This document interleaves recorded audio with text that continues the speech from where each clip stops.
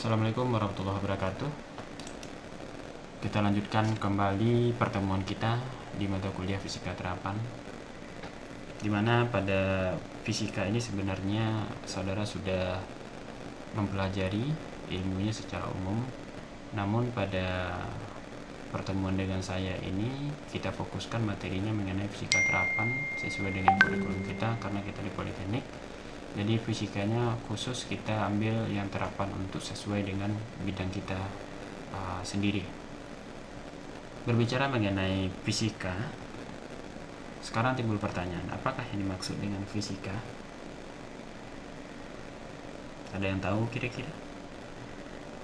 Ya, fisika itu suatu ilmu yang mempelajari tentang alam semesta, yang intinya mempelajari dari struktur alam, bagaimana mekanisme proses yang ada di alam semesta.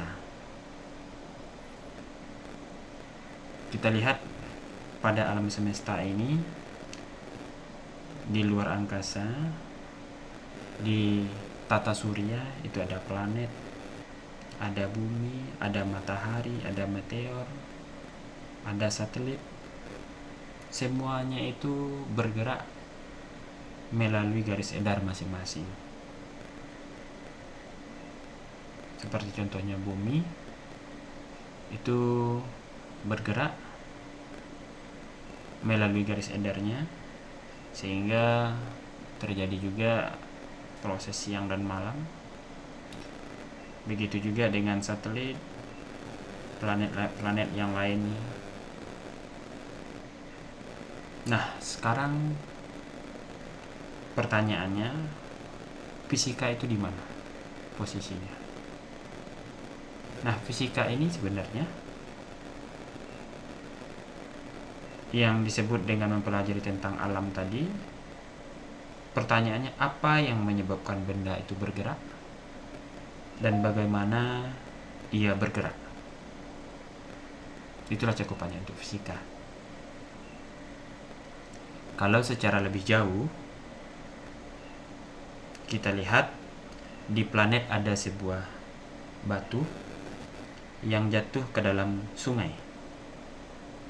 Sungainya mengalir dan banyak air. Bagaimana arus airnya itu juga dipelajari di fisika. Kemudian batu tersebut terbawa oleh arus air, kemudian menemui sebuah tebing. Air terjun. Nah, bagaimana batu itu terjun pada tebing yang curam itu juga dipelajari dan diatur di fisika. Jadi, fenomena alam mulai dari yang paling kecil sampai ke yang paling besar diatur dalam fisika. Sungguh luar biasa. Diciptakan alam semesta ini dengan keteraturan yang sangat luar biasa. Walaupun ada peristiwa bulan terbelah di zaman Rasulullah, itu tidak bisa kita definisikan dan kita serahkan kepada Sang Pencipta. Bahagian-bahagian alam yang teratur yang bisa kita cek, yang bisa kita lakukan observasi, atau dalam bahasa kerennya yang bisa kita lakukan sebuah eksperimen untuk mengecek sehingga dapat sebuah kesimpulan. Kesimpulan itulah yang disebut dengan fisika. Jadi, fisika itu kesimpulan dari alam semesta yang teratur. Lebih kurang untuk fisika itu paham ya. Ini hanya sekedar untuk mengulas saja apa yang dimaksud dengan fisika. Dan seharusnya materi fisika ini sifatnya hanya lanjutan saja. Kita fokus ke fungsi untuk di jurusan kita atau di program studi kita, yaitu elektronika.